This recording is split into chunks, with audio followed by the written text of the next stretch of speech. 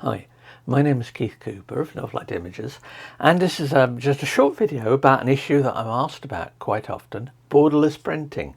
It's available on a lot of printers, but there are a few misconceptions about what you can actually do with it and some of the limitations of it. Now, I've mentioned elsewhere when I'm talking about cleaning printers and stuff, how if you do much borderless printing, you do need to keep the insides clean, because with a borderless print, the print head sprays beyond the edge. Now that fills up a pad, but also creates ink droplets, which can contribute to just a build up of mess inside the printer. But I've covered that in cleaning videos. But really, I'm talking about what happens when you have an image and you want to print it borderless. Now that's a borderless print. It's on a matte paper, and I believe this one was probably done when I was testing the Pro 1100. It shows lots of finger marks, and it's a very coarsely textured paper, and it's not a paper I'd necessarily use for prints that are ever going to be handled. Print it, take care, it looks fine. But anyway, that's a borderless print. Most times I print with a border. Usually I print with a slightly larger border if I'm going to frame it, because it just makes the matting easier and you get the whole image. And this is the question of borderless that gets a lot of people slightly confused as to where's my picture gone. Now, one thing you cannot do is print, or cannot do reliably I should say, is print exactly to the edge. Now, a lot of people think, when they think of borderless pictures, they think of, let's say, this giant great thing behind me, but the edge of the paper being the edge of the print. Well, that's great, but it doesn't work that way. As I said, the print head needs to print beyond the edge, so you always lose a little bit of image. The other thing is the aspect ratio of your image when it's fitted onto the paper.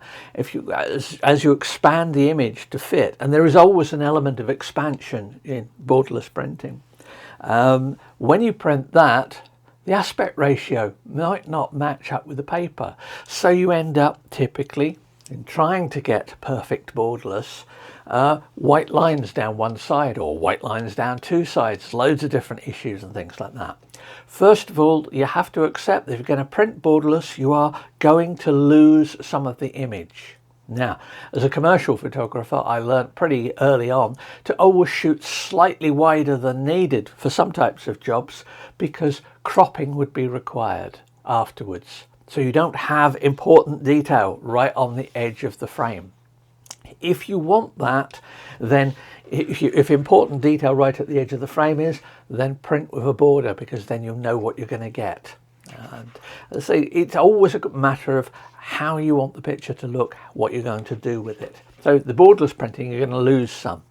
Now, I said it needs expansion. That's usually an option, and it can be a little hidden away in the driver settings for the printer. Varies by printer, but certainly Canon Professional Print Layout, PPL, and Epson EPL, Epson Print Layout, both free software, which I recommend if you're getting a printer, Canon Epson printer, to experiment with layout, offers borderless options. But look for different ways. You may have to even read the manual to find out exactly how it does it. Now, I've got an example here, and in this one I've got a picture. This is what was the garden in our old house, very, very small as compared to what we got now, which is a really nice change after a few years.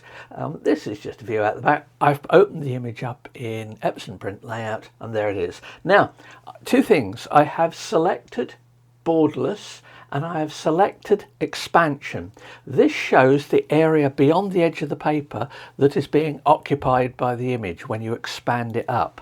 Now, in this instance, because of the way I've set this up, and I've set the layout to margins, centering, I've not ticked scale to fit, because that would just expand the image up automatically.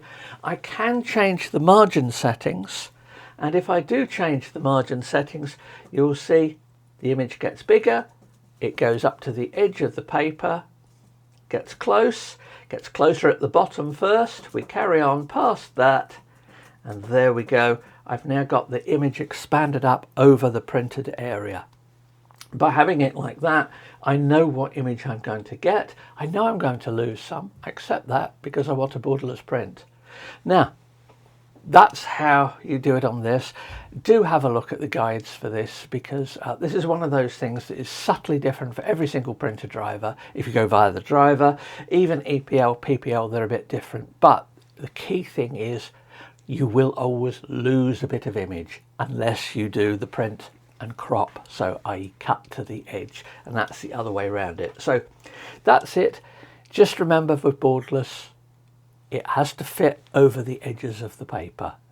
That's the key for it. Lots of ways of doing it, but it depends what you want.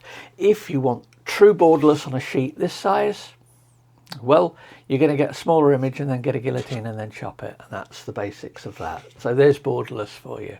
Hope that clears up a few issues for people. I know a few people have asked me about problems with borderless printing, but that's it.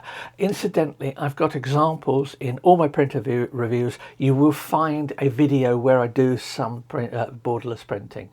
That's what I mean when I say it's quite specific to the printer sometimes as to how it comes out and things like that. Hope that's of use. Got any questions? Let me know.